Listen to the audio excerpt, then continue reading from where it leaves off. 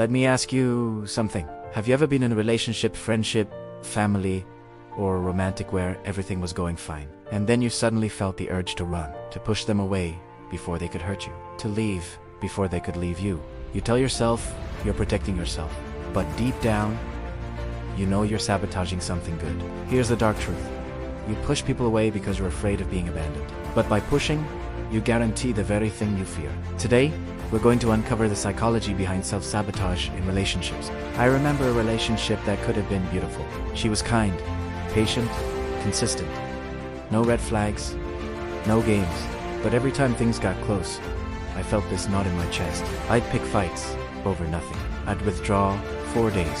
One night, after a stupid argument, she looked at me and said, "Why do you keep trying to destroy this?" I didn't have an answer, but I started searching. What I found was a pattern I'd carried since childhood.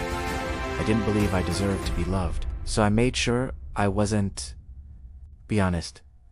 Have you ever ended a relationship that wasn't broken? Be honest. Have you ever ended a relationship that wasn't broken? You're not alone. Psychologists call this fear of abandonment, the deep-seated belief that the people you love will eventually leave you. This fear often starts in childhood. Maybe a parent was emotionally unavailable. Maybe you experienced loss or rejection early. Your brain created a defense mechanism. If I leave first, I won't get hurt.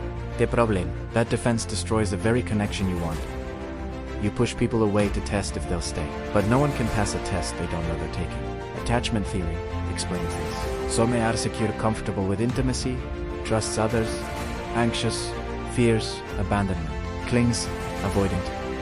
Fears closeness, pushes people away, or fearful avoidant, wants love but is terrified of it. Pushes and pulls. FU, push people away. You likely lean avoidant or fearful avoidant.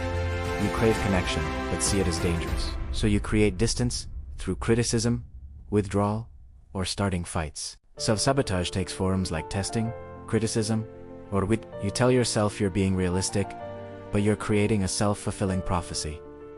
I knew they would leave, except they left because you pushed. You meet someone amazing, but instead of relaxing, you wait for the other shoe to drop. You pick fights until they finally get exhausted and leave. The person you're really afraid of losing is yourself. You push people away because you don't trust yourself to handle abandonment, but you are stronger than you think. To break the cycle, recognize the pattern, challenge your thoughts, and communicate instead of withdrawing. Give people the chance to prove you wrong. When you stop pushing, you discover that some people will stay not because you're perfect, but because they choose you. You are not unlovable. You are just scared, and scared can be healed. If this felt personal, subscribe, because the next truth might be about you.